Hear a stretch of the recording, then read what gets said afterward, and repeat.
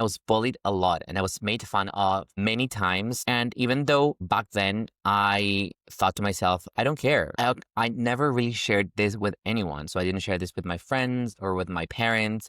I kept it all to myself. And what that did was start to create, first of all, some resentment and also trauma, associating being different and showing up as I truly am with being rejected and being judged. Hello, friend. Welcome back to the Awakened Entrepreneur Show. I am Juan, your host, and I'm back for another solo episode. This time from Bali, Indonesia. It's my first podcast recording in Indonesia. So yeah, let's see how it goes. Today, we are going to be talking about one of the most common fears I see every entrepreneur, especially in the online space, facing. And that is the fear of showing up online.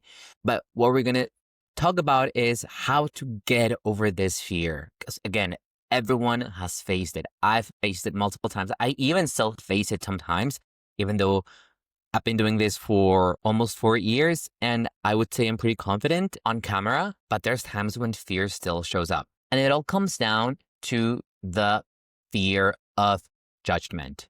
And this is very interesting because the fear of judgment is really a result of a specific trauma that we are carrying in our bodies. And the way that our nervous system reacts to this trauma is by keeping us stuck when it comes to showing up online. So it creates this fear to protect us. So I'm going to share with you where mine is coming from. As a young teenager, I would say from maybe 11 to 15, 16 years old, I was bullied a lot in high school. I was bullied for being different, for being more sensitive. I used to sing, I used to perform. I was not really into sports that much. So obviously I didn't fall into the norm and to what all the other boys were doing. I've always been creative, sensitive, artistic. So I was bullied for this. And I was bullied a lot and I was made fun of many times. And even though back then I thought to myself, I don't care. I never really shared this with anyone. So I didn't share this with my friends or with my parents. I kept it all to myself. And what that did was start to create, first of all, some resentment and also trauma, associating being different and showing up as I truly am with being rejected and being judged. So I'm sure that for you, there's been something in your childhood that caused you to also associate being seen, expressed fully as you are, to rejection.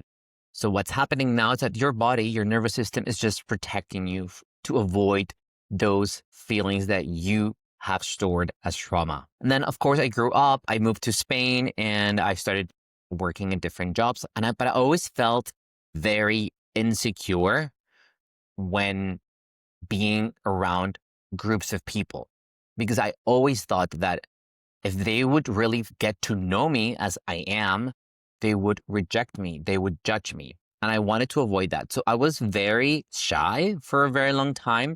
And you might think, Juan, you're not shy anymore. And I'm not. And honestly, being a content creator and building a personal brand online has really helped me get over these fears. As I said at the beginning, they still show up every now and then, but I've proved to myself that those fears are not true and that I came to this world to actually be seen for who I am. But anyways, when I started my business in 2021, and we can actually go back a little bit further because I've been on Instagram since 2012 and I've tried everything. I've tried being a lifestyle influencer, a blogger, travel photographer.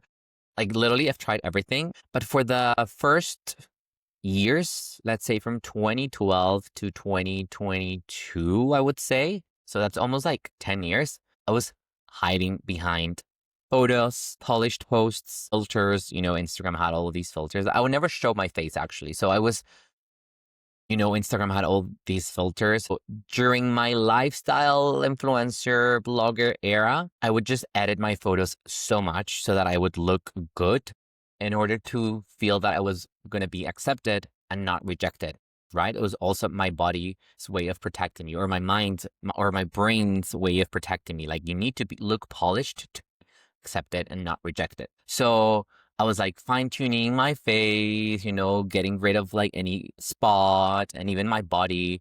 I was working really hard on like looking fit.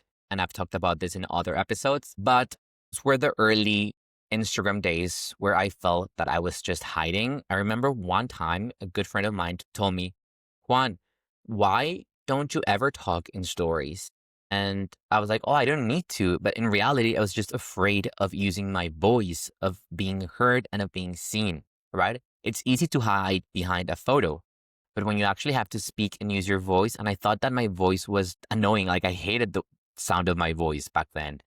But she pushed me to do it, so I started doing it. And at first, it was very uncomfortable and it felt very weird. And every time I went on video to talk, I was just very conscious, thinking, is anyone looking at me? Are they going to think I'm cringe? Are they going to make fun of me?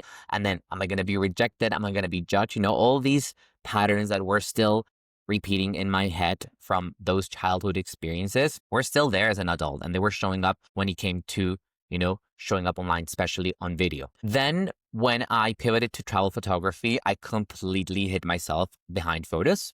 And it felt very comfortable for a while and it worked for a while. And maybe every now and then I would do stories, but it was just, again, a photo with text. Still felt like I was hiding and not being fully myself. So I created this whole brand around photography and travel. And again, it worked well for a while, but I wasn't being me. And then finally in 2021, when I decided to launch or create a personal brand, I did start showing up online. I started doing Instagram lives and talking in stories, and I still felt like I was cringing. And my only thought was what people were going to think about me talking to a camera, to my phone.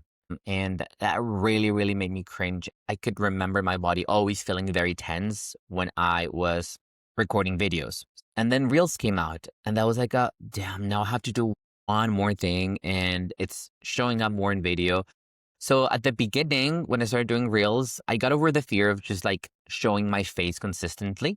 Although I was using a lot of filters back then, like, those like sparky filters or like grainy filters, I was using them all the time. But that was a great first step to start showing up online and on camera more often. And then slowly I did start getting a little bit more confidence, because the thing is that when you start showing up and when you start sharing your knowledge, because I started my personal brand and it was mostly focused on one specific topic, which was Instagram and content creation, very educational, but it was still providing value to people. And the more that I got feedback from them, the more confident I felt. So then I started doing more talking videos. But the thing is that even though I was already confident on camera and showing up online, I had totally gotten over that fear of what are they going to think? Are they going to think I'm cringe? Are people from high school going to make fun of me when they see my videos? Like that part was gone. The next fear or the next limitation or block was that I was hiding behind educational content. And for a very long time, I would say 2.5 years, all I did was to share educational content. And I did share like a personal post here and there, but my brand was very much focused on that niche and educational content. And that started draining my soul. Even though I did see success and I was already confident and I was doing Instagram lives and I was going on like interviews, that started to drain my soul because once again, I was not showing up fully as I am. I was hiding behind carousels, educational reels, things that I knew I was good at, because if I shared something else, my fear this time was going to be like, people are going to think I'm not expert enough because I'm only good at Instagram coaching or Instagram marketing. And then I started seeing other people being bold, sharing their thoughts, their opinions, their beliefs. And I started feeling envy. I started thinking like, why can't they build a personal brand that is like multidimensional and share all their passions? And I could see also the difference in how people engage with them, the connection they had. And I started feeling jealous because like, why can't I do the same? Why am I so scared of showing all the parts of me? What's stopping me? And of course, there was this component of like, I built this brand and this business that is working really well. It's giving me money. I'm scared of letting that go. But in reality, I was just shrinking once again to fit in someone else's box, shrinking to be accepted, to feel loved, to feel part of a greater whole. And that's one of the things that I've discovered from my childhood and teenage years is that I never felt like I belonged. I never felt like I was lovable because I was different. And all that I wanted was to be accepted, was to be loved, was to be told, like, hey, we like you. And building this persona online allowed me to do that. Not for who I was really, but for the content or the tips that I was creating. And that helped a little bit in getting over that trauma. But as I said, I was not being fully myself. And I tried, and then I pivoted from Instagram marketing to Instagram and AI. And that worked as well. It was serving people, it was providing value. But again, I was hiding behind specific content buckets. I wasn't being myself. And it got to a point where I just felt completely unfulfilled. And I think that started to show up in the content that I posted and also my energy. You can perceive someone else's energy just by the way they show up online, right? So that's why it's very important that whatever you're doing now, whatever brand you're building, you show up fully as yourself. Otherwise, there's going to be some resistance, and energetically, people can feel that. And that's going to affect the audience you attract, the offers you put out, and also just how confident and happy you feel with what you're creating. So I got to a point where I was like, I can't do this anymore. And again, this is something that I've talked about consistently on the podcast because I know that so many people experience the same. Like, you build successful brands following someone else's playbook. Sometimes you or maybe it feels right during when you're doing it, but maybe you've overgrown that and you want to express more of who you are, of your different passions, you know? That's how you really build a personal brand. It's not just by sharing educational tips or content. It's about building a brand around your values, your beliefs, your thoughts, your opinions. Some people might like that, some others won't. Then that's completely fine. That's how you build a soul-aligned community. And that's what my purpose has really been lately. When I pivoted, I was like, I don't know what my niche is going to be. I just want to talk about all these different things that I'm passionate about and express myself and let know people who I really am.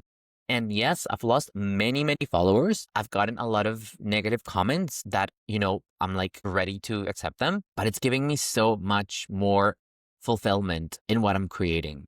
So what I'm trying to say here is that if you want to attract a soul-aligned community and build a soul-aligned brand, you need to show your soul because that is your full essence. You cannot hide behind educational stuff all your life because you're cutting off your wings. Or even worse, you can't hide behind faceless content or AI avatars because that's not how you get seen fully. And let me remind you, God wants you to be seen. God has given you a purpose in this life and a skill that no one else has. But you can't fulfill that. You can fulfill your purpose and use your skills if you keep hiding behind polished content or content that doesn't really feed your soul and attracts people like you, or even worse, avatars. And honestly, I need to do another episode on AI avatars because what's happening right now in the industry is just crazy. Because I know I've experienced the fear of showing up online, of creating video, of showing my face, of using my voice. I've experienced it, but I can tell you that once you get over that, it's so liberating and it's so freeing. And you're not going to achieve that if you keep hiding or if you've started using AI avatars because you think it's the best way to stay consistent. No, you're not going into the root of your problem. You're still performing. And remember that visibility isn't performance. It's an act of service because your voice, what you're here to say, your story is the answer to someone else's prayers. And I know I've said this multiple times, but it's true. And I've been told this so many times lately that my voice, my story, my boldness, my courage to open up about who I am and sharing all these things that I hadn't shared before have really inspired other people. And some people have actually told me, like, I've been praying to God to find you. And it's so fulfilling. And it reminds me, okay, I'm doing the right thing. I'm following my purpose. Even though sometimes things feel like they're crumbling down, they're not. So now I want to share with you a couple of tools that helped me overcome this fear of first showing up on camera, then showing up fully as I am, sharing my story, sharing my beliefs, using my voice, putting all those fears aside. Because true authenticity doesn't come from strategy, it comes from safety. So one of I would say the most important thing that helped me be myself after almost 4 years in business was prayer. Having a relationship with God or with a higher power and knowing how to see his signs, listen to his advice, and kind of be guided that I am exactly where I need to be and saying what I need to say. That I only achieved through a relationship with a higher power, with God, and through prayer, talking to him. And by prayer, I don't mean like you need to like get on your knees and like, no, you could just talk to God, talk to someone that's listening, and there will always be answers. Prayer really helped, but also journaling helped a lot. Again, journaling is a way of expressing everything that's on your mind and letting it out, and whatever fears are coming, that really helped.